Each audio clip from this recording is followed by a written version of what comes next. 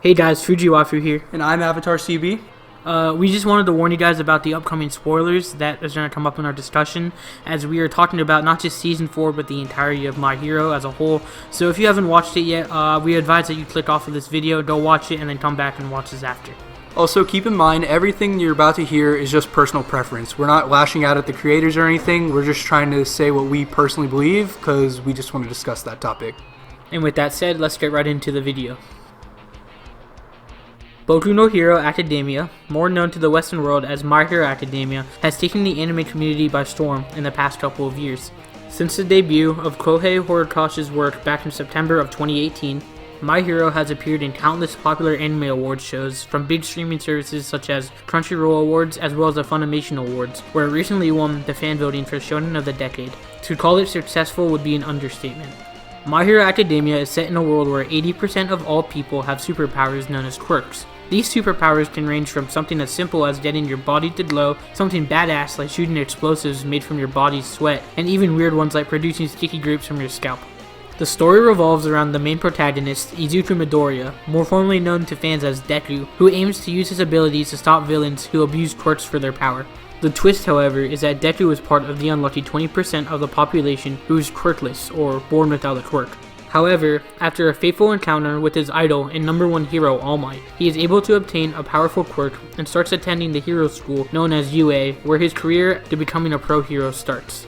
With the use of superheroes, amazing animation, and unique characters, Horikoshi, along with the animation studio Bones, was able to take a big entertainment aspect in the Western world and turn it into something that can be appreciated by all in the medium of an anime, something many shows fail to do.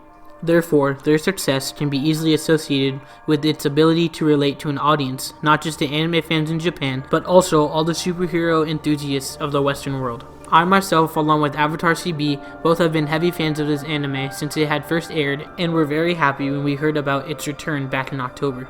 However, after watching the Anime Weekly and finishing its latest arc, referred to by fans as the Shie Hasaki or Overhaul arc, we both were pretty disappointed on its turnout. Yeah, I personally think that the biggest problem holding the show back from being successful is its issue with pacing. My Hero's first 3 seasons were very coherent and fluid. It never felt like we were waiting for something to happen because there was no time to wait. This is not something I can say for the 4th season, however. The 4th season just finished the Overhaul arc with the defeat of Shie Hasaki and the death of Night Eye, the beloved sidekick of All Might. The arc was 17 episodes long, which to some who are just binging the show might not seem like much, but if you've been keeping up with the show, just refer back to the Hideout Raid arc back in season 3, and you'll see what I'm talking about. This arc was built up over the course of the show from the very first mention of All for One back in episode 13, so the hype surrounding his appearance was very high. And it didn't disappoint. The fight between him and All Might was great, but if you look at the time it took to complete this arc, it was only 5 episodes long. This may seem short, but it was perfect at keeping you on your toes the whole time and making you feel like anything could happen at any moment. This was perfect at keeping the audience entertained while also leaving time for the manga to write more chapters. This was different from the Overhaul arc, where watching every Saturday, I would wait and wait and wait for anything to happen. It got to the point where when Deku finally beat Overhaul, instead of being overjoyed or excited, I was instead thinking to myself, is it over now? This is not how you keep an audience entertained. When you make them feel this way, they don't want to come back for more, and in turn you lose viewership. I just hope they fix this issue in the next arc, but for now I can just say for myself personally, I think the Overhaul arc was the worst part of the show so far. My biggest problem with the newest season was its use and development of characters. This arc primarily focused on only a few of the main cast of Class 1A, as well as the Big 3 and some other pro heroes. For me personally, I think the power that comes from MHA's characters is hidden within the side characters in Class 1A. Comic relief characters such as Mineta and Kaminari give a humorous tone to the anime that if not used would definitely make the series less enjoyable. I felt like by removing most of Class 1A's characters, the series lost a lot of its more fun aspects that I found not just enjoyable, but important to the building up the story.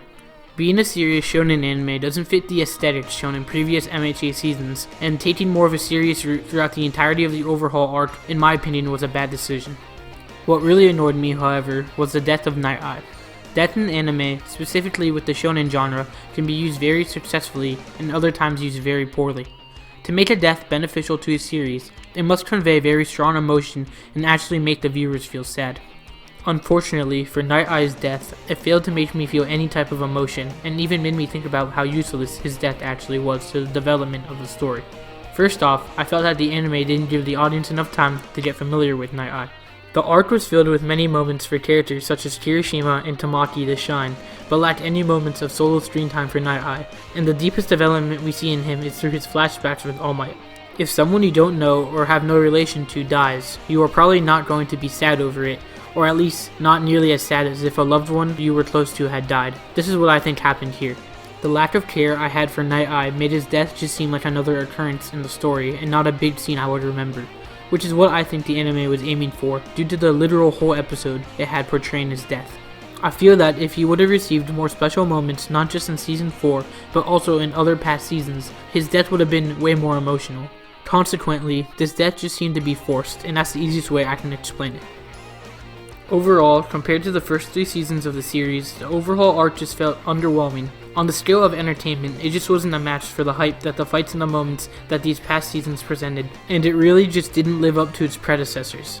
However, it by no means has put an end to the love I have for the series. If the upcoming arcs can successfully include all the aspects that this overhaul arc was missing, it will definitely be able to rebound from where it is at. With that being said, thank you all for watching. Please like, comment, and subscribe for more videos like this in the future.